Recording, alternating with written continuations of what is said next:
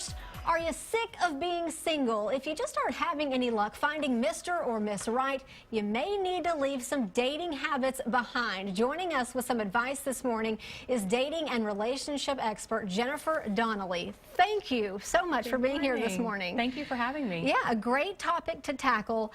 I hope my brother is watching. If not, I'm going to send him the link to this. Okay, you should do that. So you've got a list for us of some bullet points. So get out your pen and paper, some notes, some bad habits just to say goodbye to. Right. Making a persona, so many people try so hard in the beginning and they're not really being themselves. And there's nothing more attractive than somebody who is their authentic self, right? And then if you act like yourself from the very beginning, you have nothing to hide. Why do you think people do that? Why would they try to be someone they think that other person wants them to be? Because they want to continue going out with the person. They like them. They want to impress them.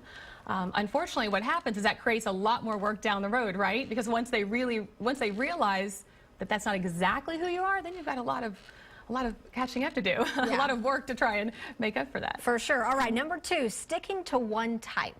Absolutely. You've got to, I believe that it's okay to have dating criteria, but so many people have so many things they limit, and they actually eliminate potential partners that would be a really good fit. In the 17 years I've been doing this, I've seen more success from people who came in and said, I only want a blonde. She must be 5'6" and look like, I mean, just such difficult criteria between education and children and background and interest.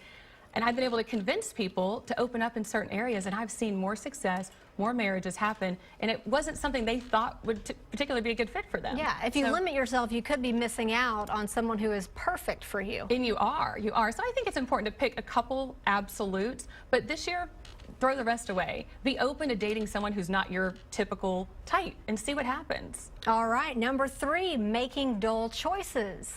Change up your dating routine a little bit, or where you're going, and go to different areas and try new places. Quite often, people will go to the same places and put themselves in the same environment. So make those changes so you can be exposed to new people. What about, people who go out and they may do the bar scene, and they're not really looking for the type of person who hangs out in those places? If you meet them at the bars, more than likely they'll end up back in the bars. So remember that. So can you find a relationship in a bar? You can find a relationship anywhere, but your chances are much smaller going to a place like that. All right, number 4, date and dash. Yes, make sure that before you write somebody off your dating list that you really take the time to get to know them.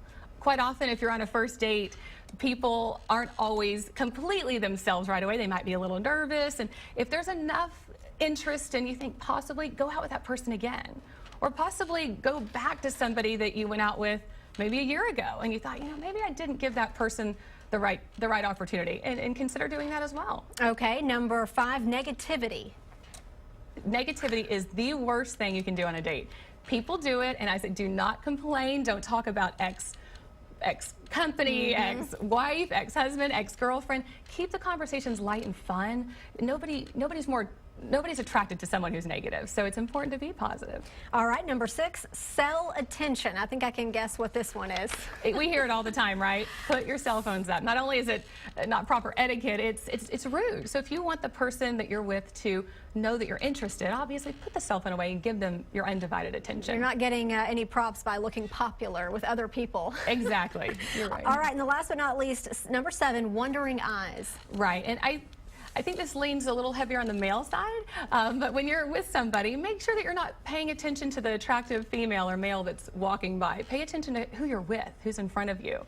Otherwise, it sends a bad message. Yeah, some of these should be obvious, but apparently not. They should be, but apparently it still continues. Well, good advice. Thank you so much, Jennifer. Thank you. We're going to have these tips on our website a little bit later this morning. Let's turn things over today.